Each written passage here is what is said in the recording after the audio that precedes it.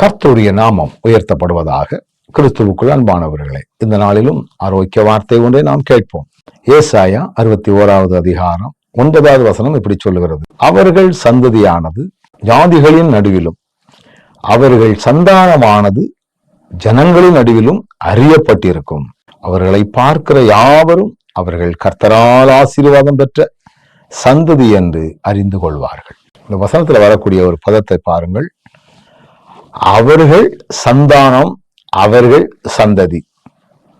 என கண்பானவர்களே, ஆண்டவருடைய பிள்ளைகளுடைய சந்ததி, ஆண்டவருடைய பிள்ளைகளுடைய சந்தானம் அப்படின்னு சொல்லிட்டு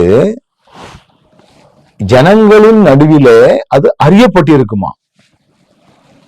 இன்னைக்கு நான் ஆண்டவருடைய சந்தானமாக, ஆண்டவருடைய சந்ததியாக நான் இருப்பேனே என்றால் என்னை உலகம் அறிந்து வைத்திருக்கும்.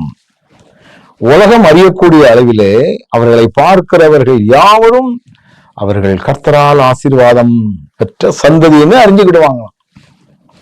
ஆண்டவரை பாருங்க, ஜனங்கள் மத்தியிலும் நமக்கென்று ஒரு பெரிய அந்தஸ்து, நமக்கென்று ஒரு பெரிய வாழ்க்கை, நமக்கென்று ஒரு பெரிய காரியத்தை ஆண்டவர் செய்கிறார்.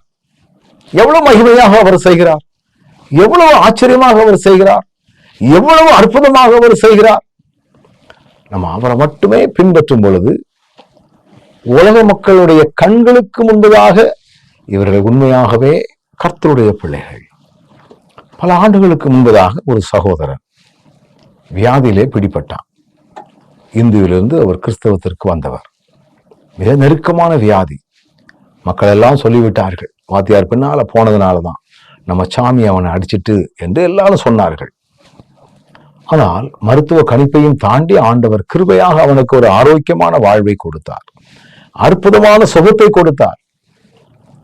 இப்ப அதே ஆட்கள் நல்ல நேரம் வாத்தியார் பின்னால போனதுனாலதான் அவன் தப்பிச்சான், இயேசு கிறிஸ்துவுக்குள்ள வந்ததுனாலதான் அவன் தப்பிச்சான், அந்த நல்வழிக்குள்ள போனதுனாலதான் அவன் பிழைச்சுக்கிட்டான் அப்படின்னு சொல்லக்கூடிய அளவில் ஆண்டவருடைய மகிமை விளங்க பண்ணக்கூடிய அளவில் ஒரு காரியம் செய்தார். அறியப்பட்டிருப்பார்கள்.